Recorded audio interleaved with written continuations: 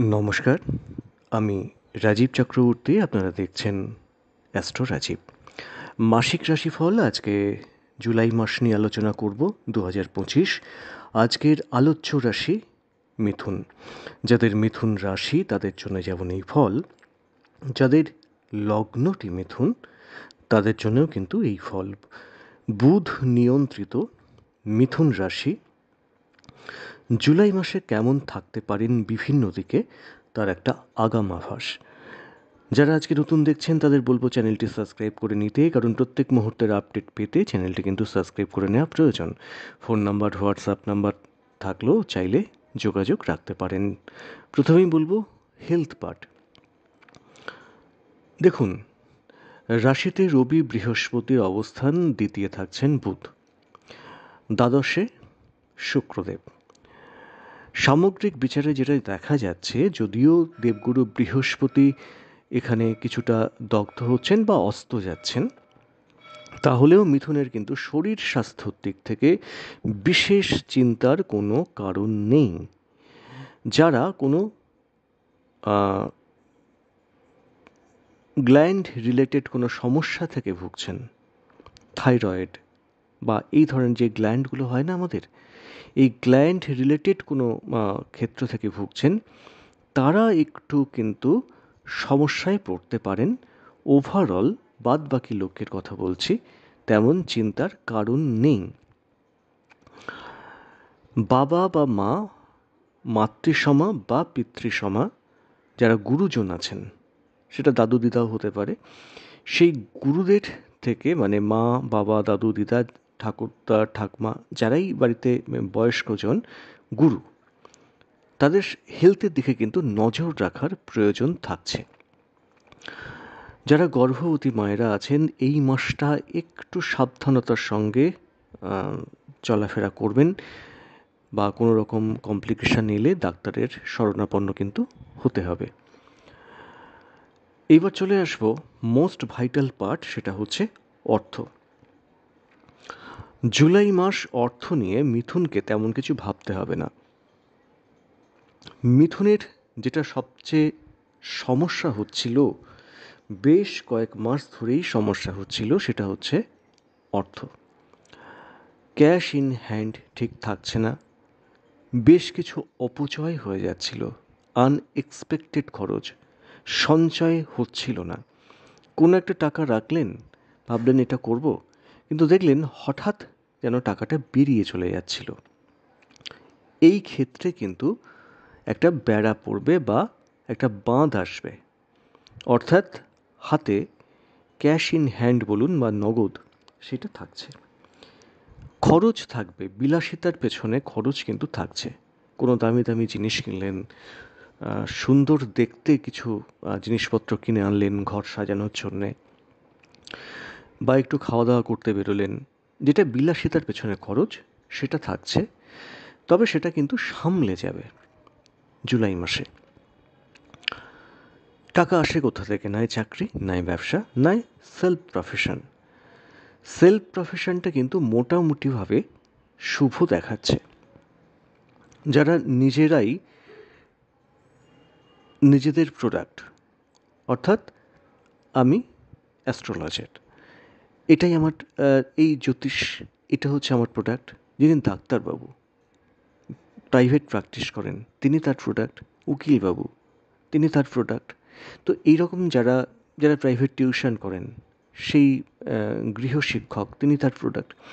তো এই রকম যারা আছেন, তারা কিন্তু তুলনামূলকভাবে শুভ ফল পাচ্ছেন বা পাবেন।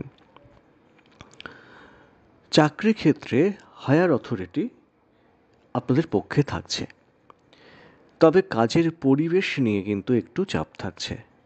যেটাকে বলা হয় ল্যাং মারামারি, শত্রুতা, অফিস পলিটিক্স, সেটা কম বেশি থাকবে। কিন্তু যেহেতু মাথায় বসেদের একটা হাত থাকছে বা তাদের সঙ্গে যোগাযোগটা বাড়বে,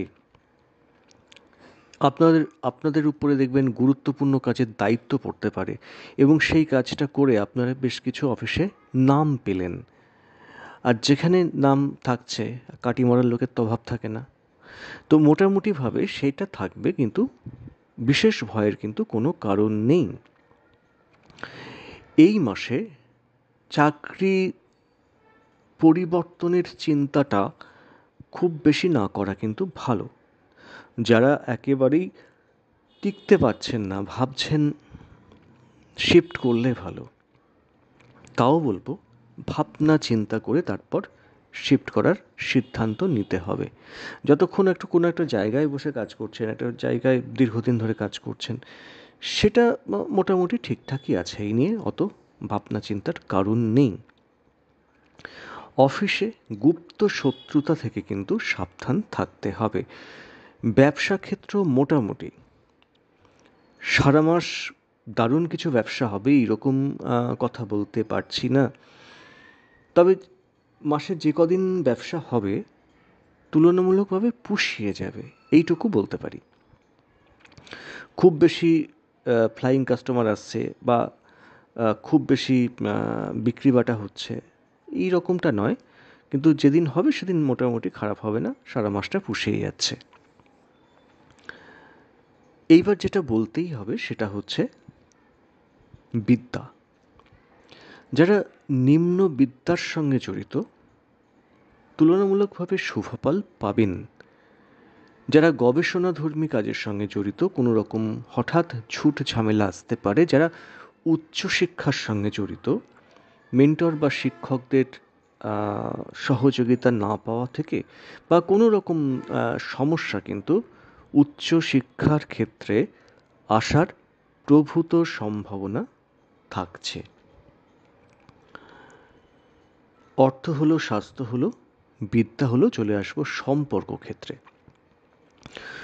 সম্পর্ক ক্ষেত্রে প্রথমেই বলবো ভাই বা বোন বা দাদা দিদি, এই ব্যাপারটা থেকে কিন্তু কোনো রকম বা যেটা আমরাকে বলি শরিক, সেই শরিকি জায়গা থেকে কিন্তু সমস্যা আসার, গুপ্ত শত্রুতা হওয়ার প্রচণ্ডভাবে সম্ভাবনা থাকছে। এই মাসে কোনো রকম গাড়ি, বাড়ি বা ভূমি কেনা বেচা থেকে কিন্তু বিরত থাকাই ভালো। কোনো রকম হয়তো বাড়িটা ভাবছেন যে একটু রেনোভেশন করলাম, বা ভিতরে যদি আপনি রং টং করেন সে কথা আলাদা, কিন্তু বাড়ির বাইরে চৌহদ্দিতে গিয়ে কিছু না করাটাই মঙ্গলজনক। এই সময় হয়তো মাপজোক করলেন, শরীরী সম্পত্তি নিয়ে একটু ভাগ বাটোয়ারা করতে গেলেন, দরকার নেই এই মাসে। কেমন? এরপর যেটা বলার দরকার সেটা হচ্ছে আইন আদালত, কোর্ট কাছারি। প্রথমেই বলবো গণ্ডগোল এড়িয়ে চলুন, নতুন কোনো রকম ঝামেলায় জড়াবেন না। কেউ যদি বলে, এই মাসের জন্য বলছে, কেউ যদি বলে সূর্য পশ্চিম দিকে উঠেছে, তো আপনি বলবেন হ্যাঁ এই তো দেখলাম সূর্য পশ্চিম দিকে উঠেছে। তো এই রকম মানে ইয়েস ম্যান হয়ে চলতে হবে, কোনো রকম আর্গুমেন্টের মধ্যে যাবেন না। বাক চাতুর্য দিয়ে মানে কথার মাধ্যমে কিন্তু আপনারা অনেক শত্রু জয় করতে পারবেন, বুদ্ধির তীক্ষ্ণতা বাড়বে, সেটাকে কাজে লাগাতে হবে এবং মাথা ঠান্ডা রাখতে হবে। দেখবেন অনেক সমস্যা থেকে কিন্তু মিথুন বেরিয়ে আসতে পারছে। চলে আসবো সম্পর্কর কথাই বলছিলাম, চলে আসবো দাম্পত্য ক্ষেত্রে। দেখুন, রাশিতে রবি এবং বৃহস্পতি কিন্তু অস্তমিত এবং সরাসরি দৃষ্টি পড়ছে দেবগুরু বৃহস্পতি এবং রবির সপ্তম ঘরে। টুকটাক ইগো রিলেটেড প্রবলেম আপনাদের আসতে পারে দাম্পত্য ক্ষেত্রে, অতি অবশ্যই। তবে দাম্পত্য ক্ষেত্রে এই টুকটাক যে ঝামেলার কথা বললাম, নিত্যদিনের যে গণ্ডগোলের কথা বললাম, সেটা ম্যাক্সিমাম লেভেলে কিন্তু যাচ্ছে না বা যাবে না। আবার দেখবেন যখন প্রয়োজন আপনারা সেটা ভুলেও গেলেন, পরস্পরের পাশে দাঁড়িয়ে পড়লেন। ওই অনেকটা মেঘ বৃষ্টি খেলার মতো, বুঝতে পারলেন তো? কখনো রোদ কখনো বৃষ্টি, এই রকম ব্যাপারটা আর কি। এই কবি খুশি কবি গাম ব্যাপারটা অনেকটা এই রকমের। তো যাই হোক, এইটা একটুখানি আমি বলবো যে কোনো রকম ইগো রিলেটেড জায়গা থেকে গণ্ডগোলে না জড়ানো ভালো হবে।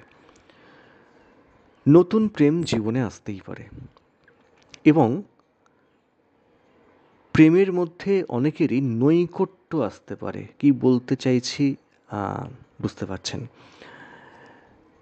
10 জনের মধ্যে একটা জিনিস জানবেন, পঞ্চমপতি তিনি কিন্তু দ্বাদশে অবস্থান করছেন। ব্যয়, প্রেম পঞ্চম, তার ব্যয়। অনেকেরই যাদের ব্যক্তিগত জন্মছক ঠিকঠাক নেই, অন্তত প্রেম ক্ষেত্রে, তাদের প্রেম এ মাসে একেবারে বিগড়ে যেতে পারে, যাকে বলা হয় সম্পর্ক নষ্ট হতে পারে। কাদের? সবার কি মিথুনের সবার? না, মিথুনের সবার নয়। যদি বলি 10 জনের মধ্যে অন্তত 4-5 জনের বা 2-3 জনের এই রকম হওয়ার সম্ভাবনা থাকছে। এটা একদম নির্ভর করবে ব্যক্তিগত জন্ম ছক কি বলছে তার উপর। যদি এই ব্যাপারে আপনারা সিরিয়াস হন যে ওই প্রেমটি আমার দরকার, ওকেই আমি চাই, তো বলবো এই সময় কোনো অভিজ্ঞ কারোর সঙ্গে একবার যোগাযোগ করে নিন বা জায়গাটাকে ঠিকঠাক করে নিন, বা এই সমস্যা কতদিন চলবে, এর থেকে বেরিয়ে আসবেন কী করে, সেগুলো একটু জেনে নেওয়ার প্রয়োজন থাকছে। যারা বিদেশে আছেন তারা কিন্তু সুফল পাবেন। যারা বিদেশে যেতে চাইছেন সময়টা সেই অর্থে খুব সুখকর কিন্তু নয়।